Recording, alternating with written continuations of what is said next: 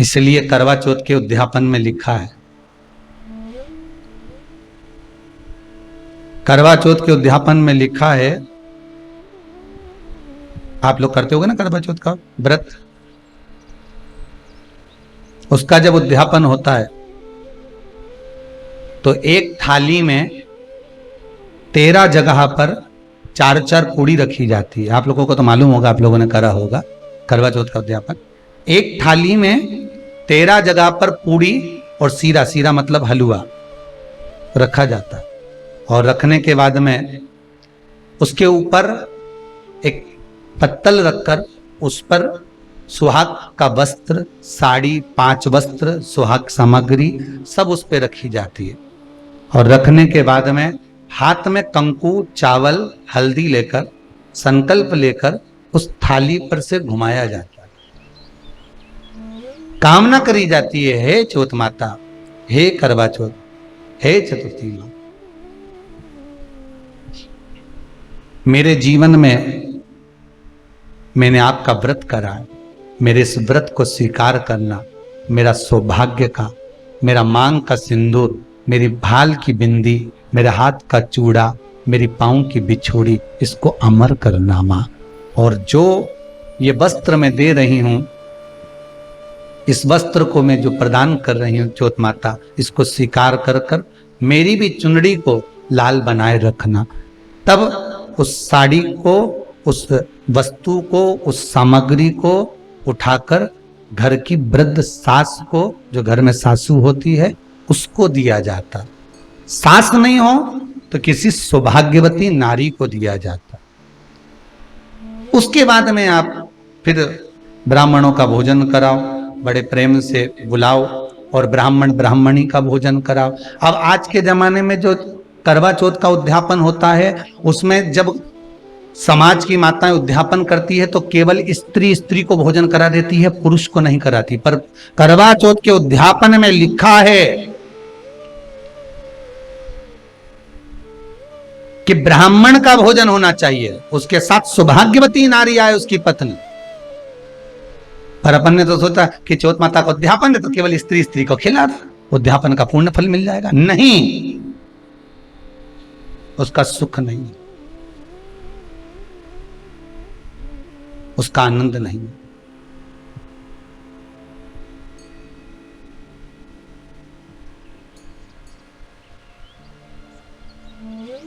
और देने का भी फल है महाराज। करवा चौथ का उद्यापन करो तो भोजन करने उसको बुलाओ जो जिसको जो अपने घर का हो, उसको उद्यापन में नहीं गिनो। अपने घर के लोगों तो वैसे ही भोजन करेंगे, घर का व्यक्ति तो वैसे ही भोजन करेगा ना, पर अपन ने उन्हीं को गिना। ने हमारी बड़ी जीजी के गिन लो, ने छोटी जीजी के गिन लो, ने भांजी के गिन लो, ने उसके गिन लो, ने उसके गिन लो, ने 13-14 ऐसे इकट्ठा कर लिया, ने सब ये अपने इकट्ठे हो गए, ये तो अपने हो गए। ये तो तुम उद्यापन करोगे तो घर में इनको तो जिमाना ही पड़ेगा क्योंकि तुम्हारे रिश्तेदार हैं। दूसरे को जिमा कर जब हम दान देते हैं, दान उसको लगता है जो दूसरे को दिया गया। कई लोग कहते हैं हमने बहन बेटी के दे दिया, तो बहन बेटी क्या दान लेती है? किस पुराण में लिखा है कि बहन बेटी दान लेती है? हमको वो भी बताना कि बहन बेटी दान लेती है, क्योंकि बेटी तो कन्यादान में जाती है। बेटी का कन्यादान होता है, वस्तु का दान नहीं। बेटी खुद दान में दी जा रही है कन्यादान में। बेटी कभी दान नहीं लेती महाराज, बहन बेटियां कभी दान नहीं लेंगी। और बहन बेटियों को कह भी देना चाहिए, अगर भाभी बोले कि हमने जीजी को दान है, दान मान नहीं ले रहे हैं, देना हो तो ठाठ से हमारा हक दे रही हो। हम साल भर में आते हैं तो राखी पे साड़ी दे रही हो, ये हमारा हक है क्योंकि हमारे मकान में रह रही हो, हक दे रही हो, दान नहीं। दान देना है तो पंडित जी के दो, दान देना है तो ब्राह्मण को दो, गौ माता को दो। हम दान नहीं ले रहे, हम अपना हक मांग रहे हैं। ऐसे नहीं दोगी तो काले कोट वाले भैया से लिवाएंगे, हमारा कहीं जाए, तुम तो दान दो। अब तुम क्यों नहीं, तो तुम हम तो दान दे रहे हैं, बहन बेटी के दान दे रहे हैं, तो बहन बेटी कोई दान ले क्या? बहन बेटी के कई पड़े तुमसे दान मांगे? इतना बहुत तो वो खुद दान करिया है, कई दान ले भाई, वो तो हक ले रही है, दान नहीं, दान नहीं मांगे।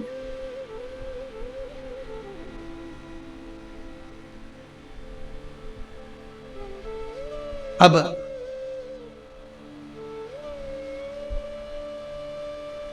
वस्त्र दिया, सिंगल नहीं, एक नहीं, 2 प्रदान करो, 5 दो। भाग दिया, करवा चौथ का जब उद्यापन करो तो आप चौथ माता से विनय कर निवेदन कर। कितना सुंदर लिखा है कि व्यक्ति दान भी करे तो पूर्ण करे। क्या करे? दान। कल कथा में सुना था ना, आपको बताया था कि हरतालिका तीज का जो उद्यापन होता है उसमें 5 वस्त्र दिए जाते हैं। कई कई माताएं बड़ी चतुर होती है, तीर्थ करने जाती है तो साथ में कपड़े ले जाती है दान करने के, तो कुर्ता तो दे देती है एक पंडित जी को, धोती दे देती है दूसरे। समझना जरा, ये भी बहुत ध्यान देने वाली बात है, ये कोई साधारण नहीं है। बहुत बहुत चतुर चतुर माताएं होती हैं। टोपी दे देगी एक को, साल दे देगी एक को। अब उसके मन में आया कि मैंने देखो कितना जोरदार पुण्य कमाया, मैंने सबके दिया। बोलो रे पंडित जी ने दिया कि नहीं दिया? अब पंडित जी बोलते हो हमें तो धोती मिली है, ये तो कुर्ता मिला, इसके तो ये सामान मिला, इसको ये मिला, तो ये, पर ये शास्त्र विमुख है। वस्त्र देना है तो पूर्ण दो। कैसा वस्त्र दो? पूर्ण। सुहागन स्त्री को, सौभाग्यवती नारी को अगर वस्त्र देना है तो पूर्ण वस्त्र देना चाहिए। कभी साड़ी दे दी और चोली का कपड़ा नहीं दिया तो वो श्रेष्ठ नहीं। अब कई कई माताएं तो कहती हैं गुरुजी साड़ी में ही आजकल वो कपड़ा लगाया आता है। भले लगा हुआ आता है पर साड़ी में सिला हुआ होता है, वो बना हुआ होता है, उसको अलग करना पड़ेगा। तो या तो तुम उसको पहले अलग करके लाओ फिर दो। पर कभी भी सौभाग्यवती नारी को एक वस्त्र मत दो, एक वस्त्र कभी नहीं देना है। पहले भी हमने एक बार कथा में कहा था, आज फिर कहते हैं, जो ये आप लोग एक नया पैटर्न लेकर आए हो ना, एक नया तरीका लेकर आए हो कि जैसे करवा चौथ का उद्यापन करा, तीज का उद्यापन करा, छठ का उद्यापन करा, या कोई भी उद्यापन माताएं करती है ना सोमवार वगैरह का, तो टीकी का पत्ता रख देती है, बिंदी रख देती है, सामान रख देती है, उसमें एक ब्लाउज का पीस रख देती है। दोष है।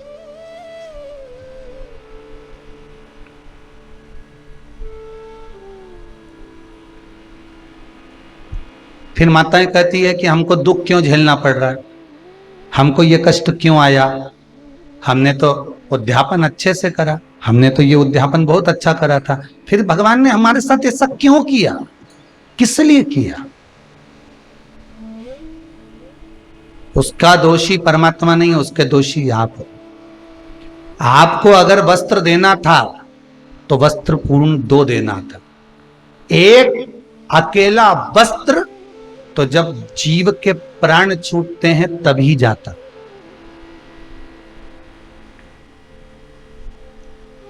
अगर आपको ब्लाउज पीस देना है तो पहले उसको, उसके साथ में एक जो हाथ में बांधने वाली मोली होती है, लच्छा होता है, पहले एक हाथ की मोली उसके अंदर रखो ब्लाउज पीस के साथ में, तो वो 2 वस्त्र हो गए।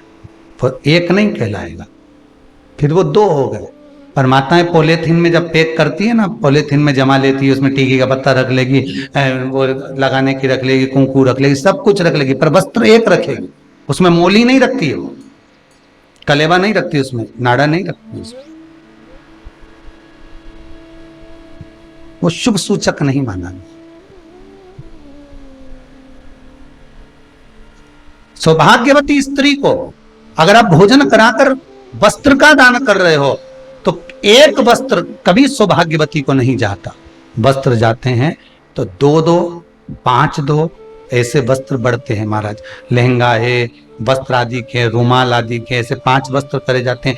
यहां तक आज तक का प्रमाण है महाराज जी कि ये जो आप लोग जो रबड़ बैंड वगैरह देते हो ये अपनी जगह पर है, पर शास्त्र रीति तो यहां तक कहती है कि जो पहले साटन चलता था चोटी को गुथने के लिए, उस साटन की भी महत्वता थी महाराज। भविष्य पुराण को उठाइए और भविष्य पुराण को उठाकर देखिएगा, कभी मौका मिल जाए आपको और आपके पास में अगर भविष्य पुराण की किताब हो, पोथी हो, पुराण हो, तो उसको पढ़कर देखना एक बार। उसमें वर्णन आता है कि 5 वस्त्र में वो साटन भी गिना जाता है स्त्री के।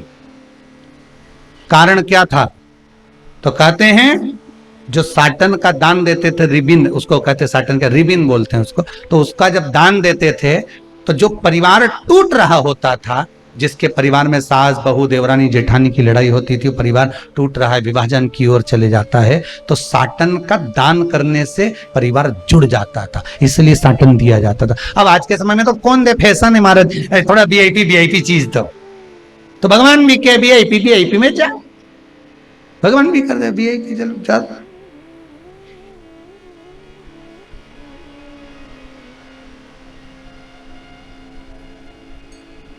अरे क्यों पुराणों में लिख दिया कि बांस की डलिया में अनाज रखकर, सुहाग सामग्री रखकर ब्राह्मण को जब भोजन कराते हैं तो उसको बांस की डलिया, आपने पढ़ना, उसमें लिखा है, आपके पास में तो किताबें होंगी उपवास की, बांस की डलिया में सामान रखकर दीजिए। बांस की डलिया, यहां लिखा नहीं कि प्लास्टिक की डलिया में पैक कर दो, यहां बांस की डलिया लिखिए। बांस क्यों?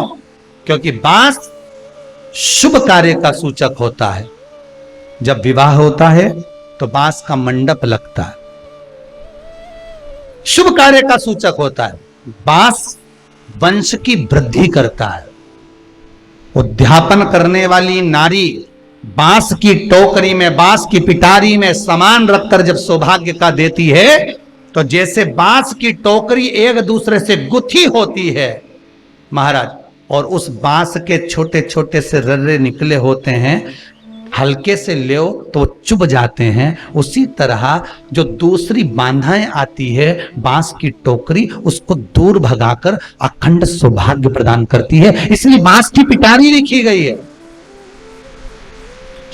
उद्यापन में प्लास्टिक की पिटारी नहीं लिखी है, प्लास्टिक की कोई डलिया नहीं लिखी है। अब ये तो फैशन की बात है, बांस की लाएंगे, कौन घर में यूज करे नहीं करे, तो फिर तो तुम्हारा मन है, आगे मर्जी आप।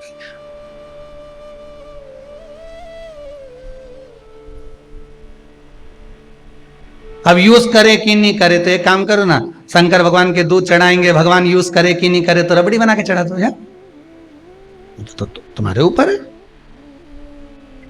पर जो नियम है शास्त्र के, वो नियम हमारे यहाँ उद्यापनों में मिलते हैं, वो नियम हमारे यहाँ शास्त्रों में मिलते हैं, उस नियम से चले, उस नियम को धारण करते हुए चले।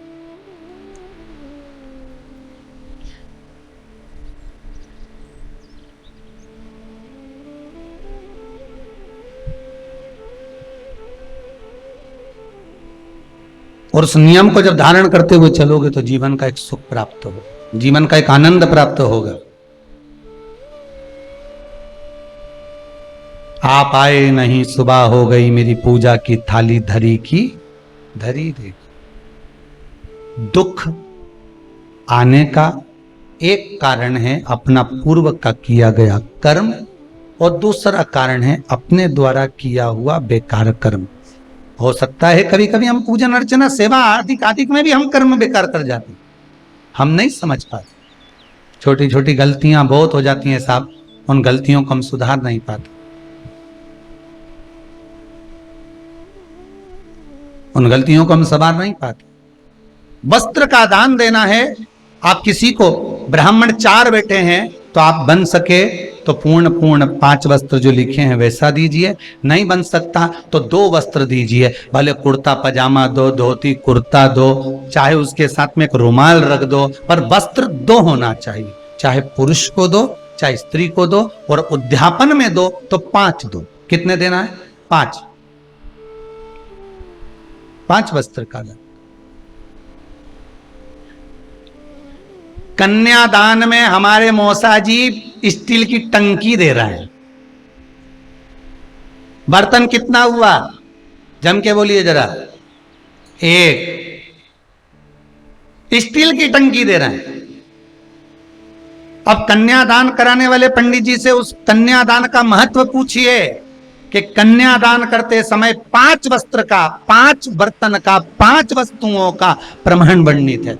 यहां तक शास्त्र कहता है जब कोई मरता है तो उसको शमशान में जब अग्नि देते हैं, अग्नि देने के बाद जब उसका क्रम पूरा हो जाता है, मस्तिष्क में ले जाकर जब वो घी का जो बांस बांधा जाता है, वो क्रम भी जब उसका पूर्ण कर दिया जाता है तो 5 लकड़ी का भी विधान है महाराज। एक संविधा का विधान नहीं है कि मरने वाले को 1 लकड़ी दो, 5 संविधा देकर आई है।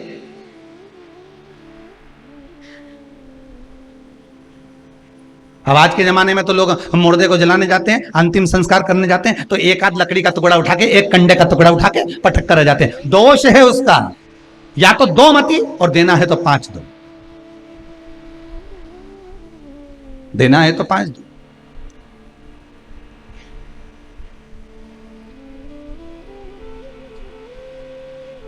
फिर लोग कहते हैं हम उनके अंतिम संस्कार में गए थे, वहां से जब से आए ना तो ना जाने क्या हुआ, ऐसा ना जाने बेचैनी लग रही है, ना जाने कुछ ऐसा हो गया, मन नहीं लगे, ना जाने क्या हो गया, व्यापार नहीं चले। कारण जल्दीबाजी में 1 टुकड़ा लकड़ी का उठाया, 1 कंडे का टुकड़ा उठाया, 1 गोबरी का टुकड़ा उठाया, देकर आ गए। 5 अग्नि का दान, 5 संविधा का दान शास्त्र वर्णन करता है,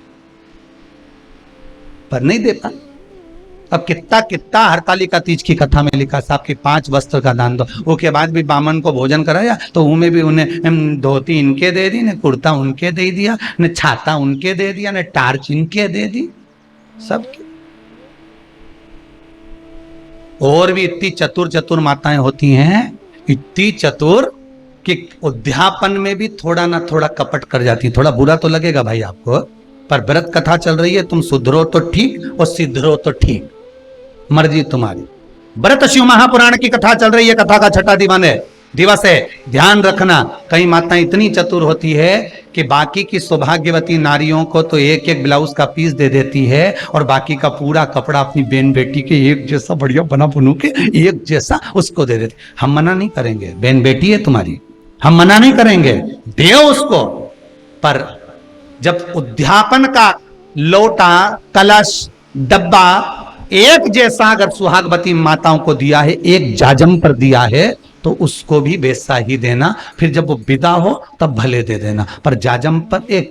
कितना सुंदर लिखा अग्नि पुराण। अग्नि पुराण में वर्णन किया गया, पहले हिंदू धर्म में नीचे बैठकर जब भोजन होता था, पंगत में होता था कि नहीं होता था, पंगत में जब भोजन होता था और परसगारी करने वाला कोई व्यक्ति गुलाब जामुन लेकर निकलता था, अपने अपने व्यक्ति को गुलाब जामुन दे देता था और बाकी के व्यक्ति को नहीं देता था। तो जितने को नहीं दी होती थी उतने का भूखे रहने का 1 वर्ष का दोष उस व्यक्ति को लगता था जिसने गुलाब जामुन नहीं दी। 1 वर्ष तक के भूखे रहने का दोष लगता है महाराज जी। आपके यहाँ 4 मेहमान भोजन कर रहे हैं, हाँ, आपका फर्ज है आप उनसे जाकर पूछे साहब रोटी ले लो साहब, उनने रोटी ले ली, दूसरे से पूछे साहब रोटी ले लो, हाँ नहीं ले, वो बात दूसरी है, पर तुम तो धामा लिए अपने वाले के 2 पटक दी और बहुत जा रहा है, बहुत जा रहा है, बहुत जा रहा है। फिर वहां अपना मौसा जी बैठा, उनके दे दी, मौसा जी 1 तो लो साहब, ने फूफा जी तुम तो लो साहब। अब तुमने मौसा जी ने फूफा जी तुमने तो दे दी, पर तेरा क्या होगा रे कालिया, अपना का भी तो अंदाजा लगा कि तूने मौसा जी के तो खिला दी, ने फूफा जी के खिला दी, और बाकी का जो बैठा था ये कई तरह काका जी था, इनके कौन देगा। अब उनको देकर उनके सामने तो खुश हो गया कि हमने मौसा जी के खिलाई, मौसा जी भी खुश हो गया, हमारा भतीजा कितना जोरदार, हमारा बहन का छोरा कितना जोरदार, लाके मेरा भांजा ने मेरे को खिला दी। पर ये बाकी को नहीं खिलाई, इसका पाप, इसका दोष किसके माथे। और ऊपर से कि हम तो खूब पुण्य का, हमारा पाप बहुत सारे हैं साहब, हिसाब लगाओगे तो मालूम पड़ेगा कि गलती कितनी हो गई, कितनी गलती हो गई। यहां लिखा है, उस गलती को तो ढूंढो। अपन ने तो कहते हमने तो गाय की रोटी के लिए खूब पुण्य कमाया, हमने तो पंडित जी के दान दिया, हमने तो खूब पुण्य कमाया, पर यहां पाप का हिसाब तो लगाओ, ढेर सारा मिलेगा।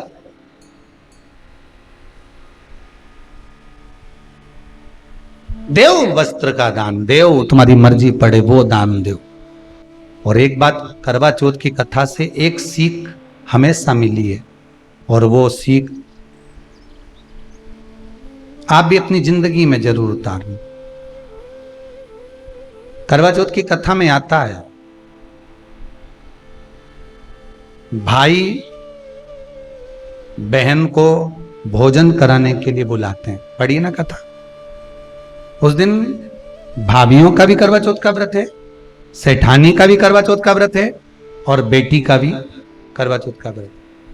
पर भाई जब भोजन करने बैठे तो बहन को आवाज लगाई, आजा जीजी भोजन कर ले। दीदी आओ भोजन करो। दीदी ने कहा नहीं, आज मेरा व्रत है, जब तक चांद नहीं देखूंगी तब तक मैं व्रत नहीं छोड़ सकती।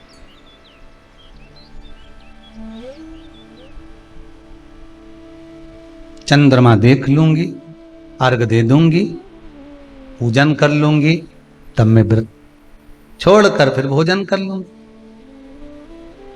भाई भोजन की थाली से उठे, भोजन की थाली से भाई उठे। सबने विचार कर लिया, एक काम करो, जीजी भोजन नहीं कर रही है, दूर जाकर वहां आग लगाओ, टेकरी के ऊपर आग लगाना, एक चलनी इतनी बड़ी ले जाओ, उस चलनी को दिखाना आग में। मैं जीजी से कह दूंगा, वो चांद निकल गए और जीजी अर्घ दे देगी, अर्घ दे देगी, भोजन कर लेगी। बेचारी कब की भूखी, सुबह से उसने कहीं खाया नहीं। ये व्रत वाले दिन सबको बहुत दया आती है, बाकी के दिन कहां चले जाते हैं।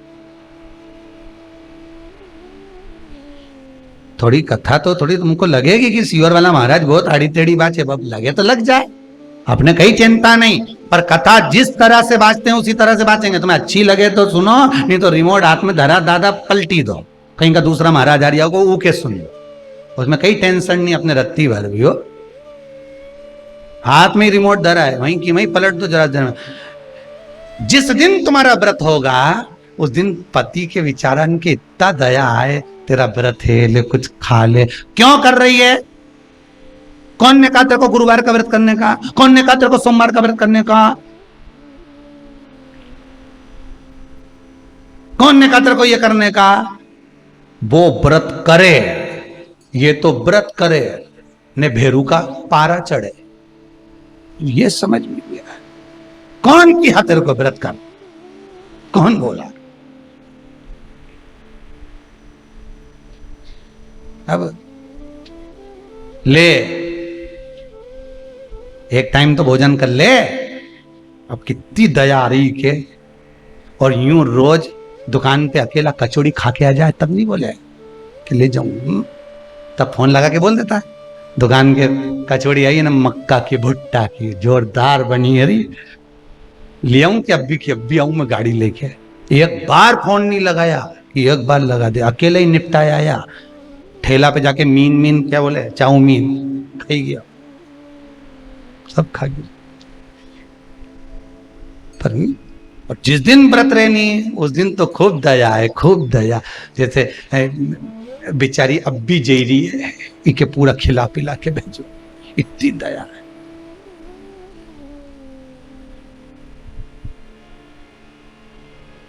ये बड़ी बड़ी विचित्र बात होती है। इधर ये एक जगह पर कहीं गए थे, वो जजमान चले गए तो वो बहुत अच्छे परिचित थे, नहीं जाते तो अच्छा नहीं लगता। अब गए तो वहाँ पहुँचे तो वो बाबा जी को लिटा कर रखा था और घर की बहुएं आ रही थी और उनको दही पेड़ा मुंडा में खिला रही थी। अब मरा हुआ व्यक्ति मुंह में कैसे दही पेड़ा जाए, तो सब में भरता जाए, भरता जाए, भरता जाए, जो आए आंख में आंसू, मुंडा में दही पेड़ा भरते जाए, मक्खी बिन बिन करे। अब हमसे नहीं रिया तो हमने एक को कह दिया, तू मत खिलाना दही पेड़ा, पानी पिला के जा, तू क्यों खिला रहे? जिसको दही पेड़ा खिला रहे हो उसकी बात कभी सुनी तुमने? जब जब वो टोकरा, जब वो बुढ़ा व्यक्ति मिलता था, एक ही बात कहता था, गुरुजी 5 बहुएं हैं पर आज तक मुझे गरम रोटी नहीं दी, और मरने के बाद दही पेड़ा खिला। और वो भी आंसू, क्या होगा? कोई फायदा नहीं जी। मन चंगा कठोते में गंगा। तुम तो जीते जी दही पेड़ा खिला दो नहीं। एक बार काका जी ने बोली तो आज मैं दही लाई हूं आधा किलो, सब तुमको दूंगी बढ़िया जोरदार, वो मैं पेड़ा मिला के दूंगी। तो मरने के बाद पेड़ा की जरूरत पड़े क्या? जीते जी खिला दो एक बार, प्रेम की वाणी जीते जी बोल लो। मरने के बाद कुछ सुनने की जरूरत नहीं, कुछ पढ़ने की जरूरत नहीं, जीते जी जो स्मरण हो गया उसके बराबर कोई सुख नहीं, कोई सुख नहीं है उसके बराबर।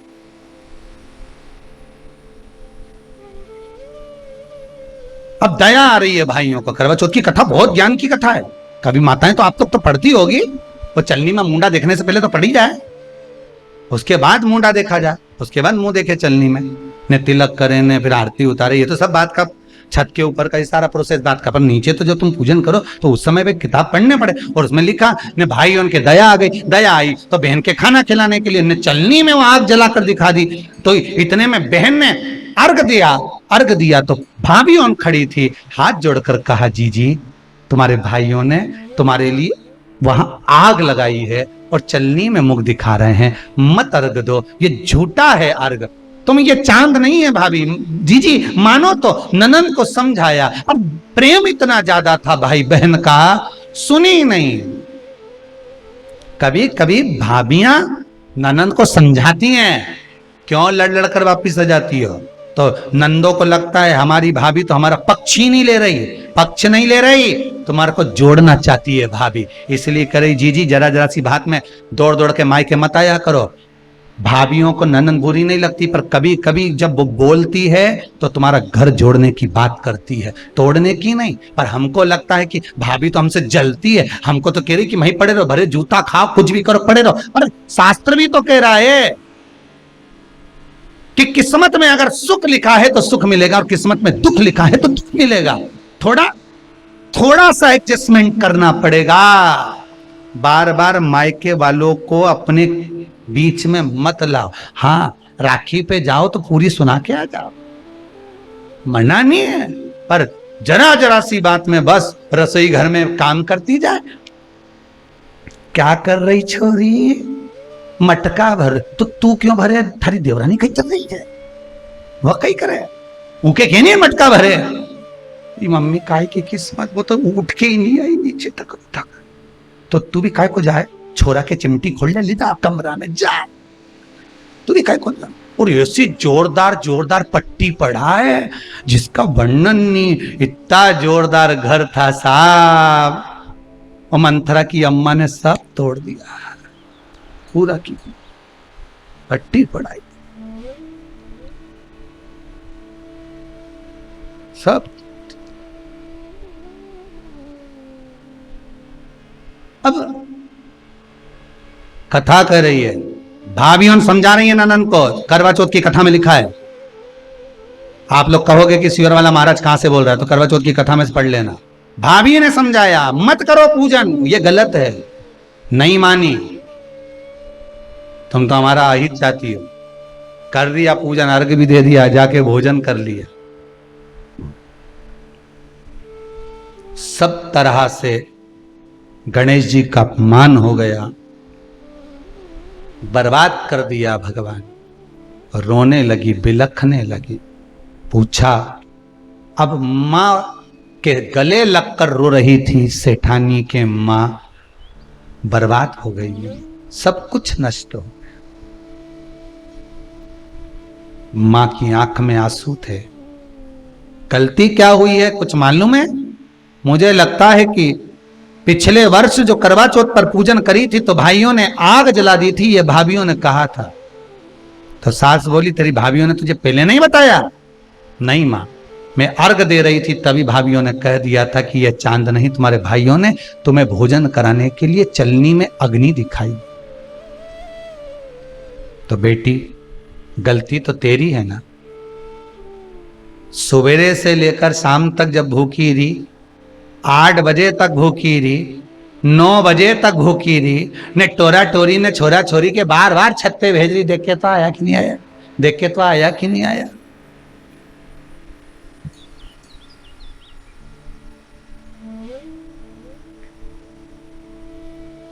एक न्यूज चैनल पे आ रहा था, एक न्यूज चैनल वाला किसी का इंटरव्यू ले रहा था। उससे पूछा, भैया व्रत आपका है कि आपकी पत्नी का है? पत्नी का है। तो आप बार बार उठ के छत पे क्यों जा रहे हैं? चांद देखने के लिए। अच्छा, तो व्रत पत्नी का है तो चांद देखने तुम क्यों जा रहे हो? सुबह से मुझको भी कुछ नहीं दिया है, इसलिए भगवान से प्रार्थना कर रहा हूं जल्दी निकल जा दादा। मैंने कहा था मेरे लिए कुछ बना दे, तो क्या अकेले के लिए काय को बनाऊं? इसलिए दोनों का शाम के साथ में बनाएंगे। तुम व्रत तूने अपमान कर दिया गणेश जी का। ऐसा पिछली बार गलती हो गई मुझसे, वो गलती कैसे स्वीकारूं मैं, कैसे कैसे सुधारूं मैं, कैसे गलती को संवारूं मैं? गलती को सुधारने के लिए मट्टी के करवे के साथ में शक्कर का करवा रखा जाता है। ध्यान दीजिएगा, शक्कर का करवा जानते हो? वो मीठा जो करवा होता है, मीठा जो करवा होता है वो कब प्रयोग में करा जाता है? या तो पहली बार करवा चौथ का व्रत उठाते हैं उस समय पर, या फिर उद्यापन के समय पर, या फिर कोई गलती हमसे हो गई तो मिठाई का जो शक्कर का, शुगर का जो करवा होता है उसको भरा जाता है कि मेरे से पिछले वर्ष जो गलती हो गई, क्या गलती हो गई भगवान, बस उस गलती को संवारने के लिए उसको भर दिया जाता। मिलता है बाजार में, आपने देखा कि नहीं देखा वो पता नहीं, पर मार्केट में आता है शक्कर का करवा, शुगर का करवा, वो भरा जाता।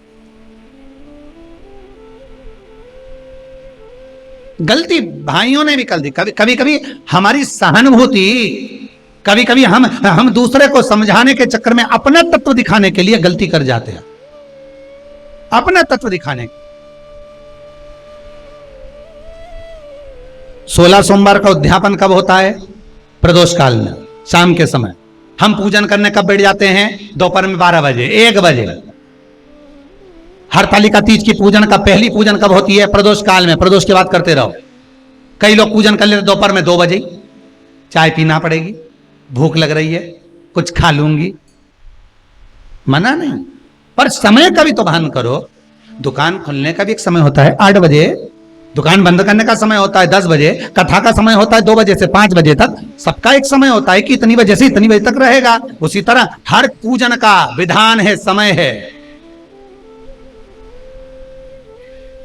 सुबह 4 बजे से लेकर रात्रि के चंद्र आए जब तक आप भूखे रहते हो करवा चौथ के दिन। फिर जल्दी किस बात की है? क्यों इतनी जल्दी है? वहां जाओ, वहां देख के आओ चांद आया कि नहीं, वहां जाओ, वहां देख के आओ चांद आया कि नहीं आया। अगर भगवान को दर्शन देना है और तेरे व्रत में अगर प्रबलता है तो भगवान तो छत के ऊपर पर ही आकर खड़ा हो जाएगा। तो विश्वास तो रख, भरोसा तो रख। पर विश्वास ही नहीं, भरोसा ही नहीं, तो कहां प्राप्त हो? कैसे प्राप्त हो? हम उपास तो कर रहे हैं, ऐसा कोई व्यक्ति नहीं जो व्रत नहीं करता, उपास नहीं करता, व्रत धारण नहीं करता, करते हैं, पर एक विश्वास नहीं जोड़ पाते। हमारा भरोसा नहीं रहता, हम भगवान पर विश्वास नहीं कर पाते।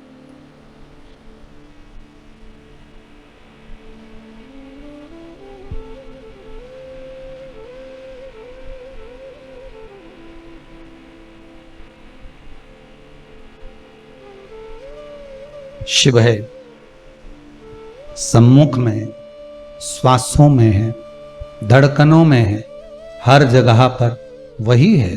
हमें दिख रहा है, हमारा विश्वास कर रहा है, तो वो सामने प्रकट हो जाएगा।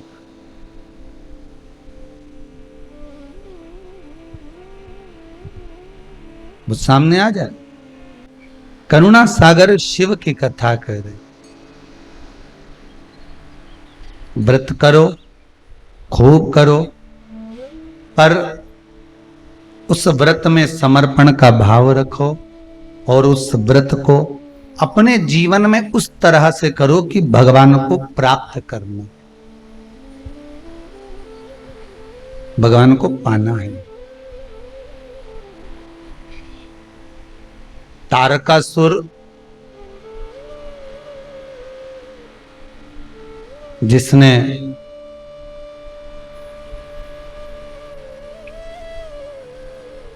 तारकासुर जिसने वर मांगा था कि अगर मरूं प्राणों को छोड़ूं तो शंकर भगवान के पुत्र के द्वारा मेरे प्राण निकले, शिव के पुत्र।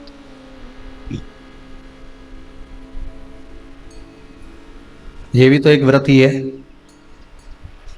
ये भी तो एक उपवास ही हो गया ना, एक व्रत ही हो गया, एक उपवास हो गया, व्रत हो गया कि अगर मरूं तो शंकर भगवान के पुत्र के द्वारा, भगवान शंकर के पुत्र के द्वारा प्राण छोड़े।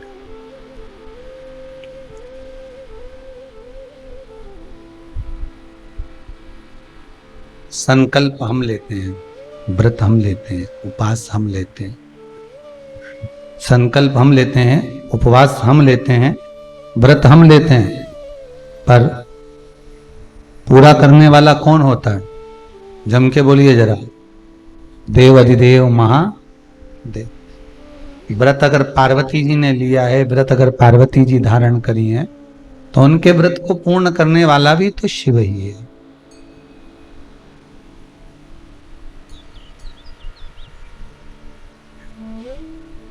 पांच अगर पशुपति व्रत आपने उठाए हैं तो उसको पूर्ण करने वाला भी तो शंकर ही है। इसके सिवा है कौन? शिव के सिवा कौन करे? 16 सोमवार यदि आपने उठाए हैं तो उसको भी पूरा करने वाला शंकर ही। जिस व्रत को आप कर रहे हो उस व्रत को पूर्ण भगवान ही करता। एक दिन तुम बिना खाए पिए, बिना पानी पिए, बिना राल मुख में लिए एक दिन रहकर बताए कोई? बहुत कठिन। जब रहते रहते रहते रहते कई लोग नवरात्रि का व्रत करते हैं, 9 दिन की साधना करते हैं, उपवास करते हैं, कोई श्रावण के पूरे महीने का व्रत करता है, कोई कार्तिक महीने का व्रत करता है, कोई किसी रूप में व्रत करता है। कई लोग उस व्रत को उठाया आपने, उस व्रत को लिया आपने, पर पूर्ण करना उसका काम। तेरे मंदिर में आना मेरा काम है और बिगड़ी बनाना तेरा काम। कई लोग शिव महापुराण की कथा ऑनलाइन करवाते हैं या कथा लेते हैं या अपने गांव नगर में करवाना चाहते हैं, करवाते हैं, तो कहते हैं गुरुजी कथा लेना है। हम उनसे यही कहते हैं, कथा ना तो आप लेने वाले हो, ना हम बांचने वाले हैं, ना आप करवाने वाले हो। करवाने वाले वह शिव है, कथा लेने वाला भी शिव है और बांचने वाला भी शिव है। हमारी सामर्थ्यता नहीं, हमारी सामर्थ्यता नहीं कि शंकर की कथा को हम बांच सकें। आपकी सामर्थ्यता नहीं कि 3 घंटा आप टीवी के सामने एक जैसा बैठकर कथा सुन लो। एक जरा सा आधे घंटे का नाटक देखती हो ना, उतनी देर में तो तुम सोफे पे पांव लंबा कर लेती हो। उतनी देर में तो तुम चाय भी पी लो, पानी भी पी लो, ये काम भी कर लो, वो काम भी कर लो, 50 बार काम कर लेते हो। पर कथा में जब आप बैठते हो ना, तो आपका चित्त, जरा सा बच्चा अगर चिल्लाया और जरा सी बात कहीं रह गई, आवाज ऊंची नीची हो गई, कहीं लाइट चली गई, तो ये सो मन दुखे, बापड़े ने जैसे सामने आ जाए नहीं कहीं का, तो फिर ये कैसे? कथा सुनने वाला भी शिव है, बांचने वाला भी शिव, सुनने वाला भी मेरा देवाधिदेव महादेव, और कथा करवाने वाला भी शिव। हम तो निमित्त है, मात्र निमित्त। तारकासुर ने एक संकल्प लिया था कि अगर मैं मरूं तो शंकर जी के पुत्र के द्वारा मरूं, भगवान शिव के पुत्र मुझे मारे।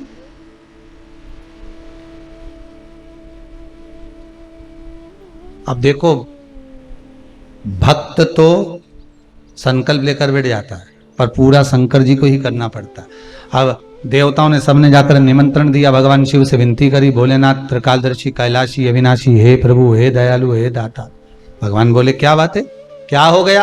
अरे ये तारकासुर उपद्रव मचा रहा है और मरेगा तो आपके पुत्र के द्वारा मरेगा। भगवान शंकर तो नेत्र बंद करके बैठे, अब भगवान नेत्र बंद करके बैठे तो इनको जगाए कौन? तो क्या जगाना तो पड़ेगा, क्योंकि संकल्प भारी है।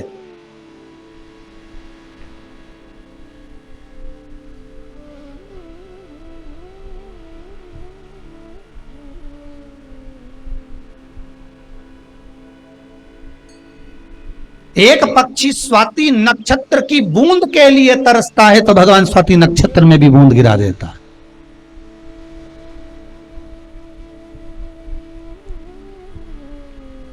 व्रत आप लिए हैं, उपवास आपने किया, फिर साधता वही है, संभालता वही है।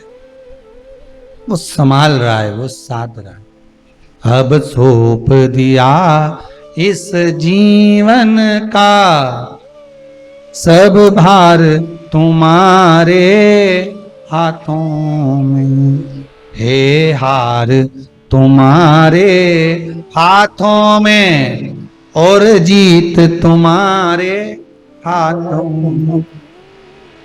जिस दिन आप किसी व्रत को उठाओ, शिव पुराण की व्रत शिव पुराण कथा कर रही है, जिस दिन आप पशुपति व्रत उठाओ, सोमवार व्रत उठाओ, मंगलवार, एकादशी, कोई भी व्रत अगर आप उठा रहे हो तो पहले, सबसे पहले जाकर अपना जो परिंदा होता है ना, पानी का मटका, पानी का स्थल, पानी का जहां जल भरते हो, पात्र भरते हो, वो स्थल जो होता है ना, उस स्थल के पास में खड़े हो, हाथ जोड़कर निवेदन करो अपने पूर्वजों से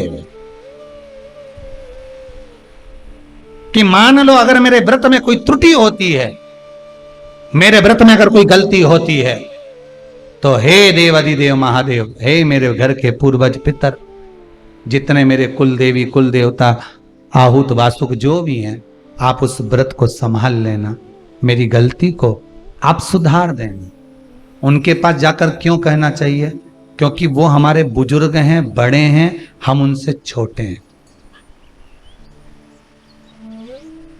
हम छोटे हैं। माफी मांगने में, सॉरी कहने में, क्षमा मांगने में कभी पीछे मत हटो। और जब इस चित्त वृत्ति में अहंकार आ जाए तो पीछे हट जाए।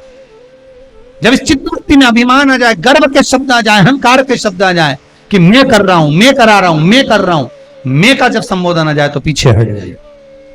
और जब कहीं एक स्वारी संबोधन से, एक क्षमा संबोधन से अगर बात सवरती हो तो वहां स्वारी और क्षमा मूल हो जाते।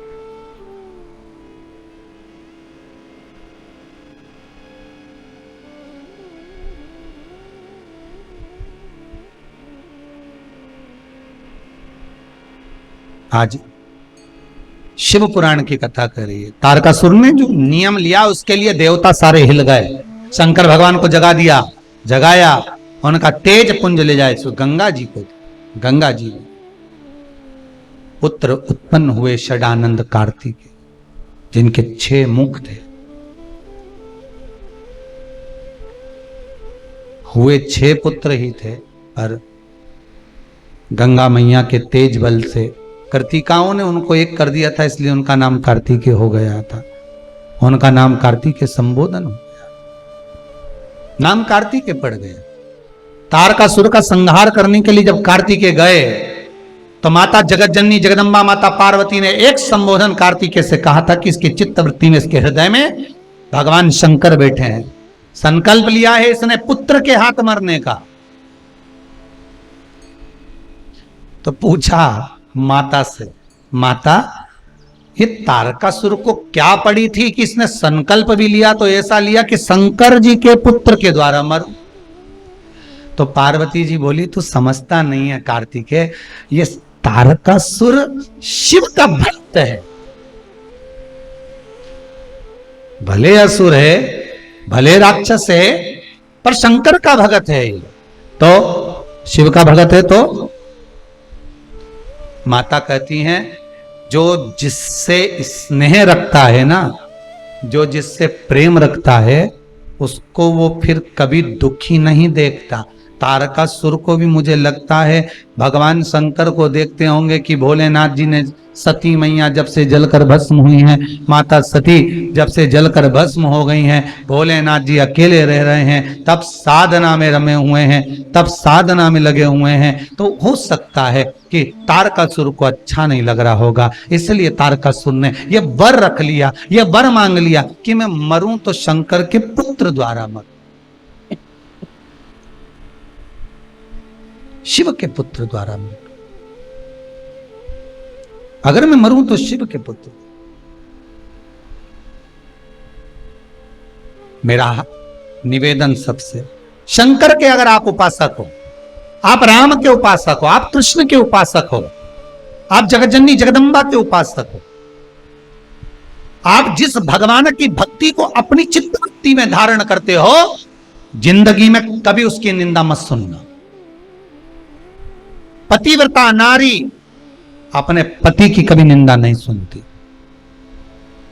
और पत्नी पति की निंदा नहीं सुनता, पति पत्नी की निंदा नहीं सुनता। हां, अगर मन में कुछ भाव हो तो निंदा सुन ले, तो बात दूसरी है।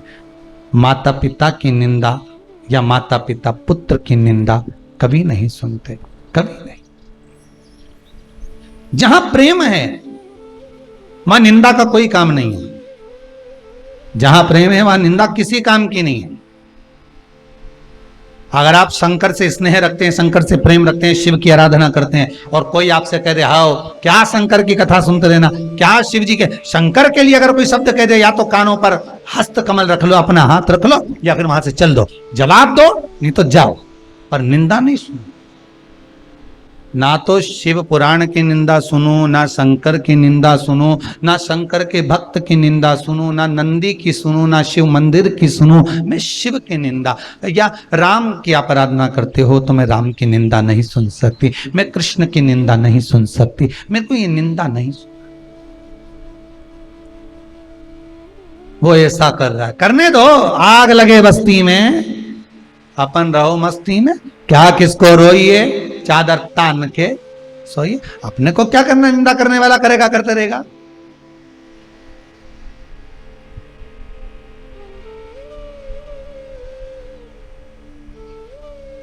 हो, तारकासुर के हृदय में बाण नहीं लगना चाहिए। उसका व्रत था, उसका उपवास था, और व्रत भी लिया था तो कार्तिकेय द्वारा, शिव के पुत्र द्वारा मरो।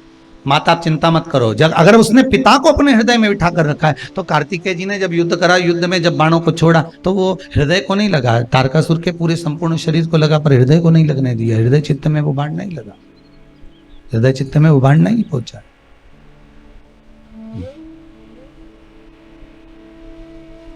बस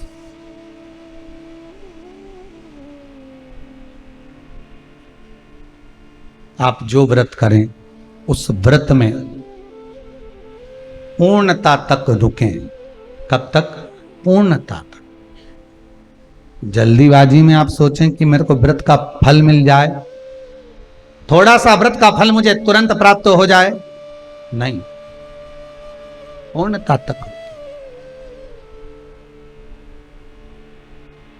जब पूर्णता तक रुकेंगे तब उसका फल अपने आप प्राप्त हो जाएगा, अपने आप। उस पूर्णता तक रुकना पड़ेगा हमको।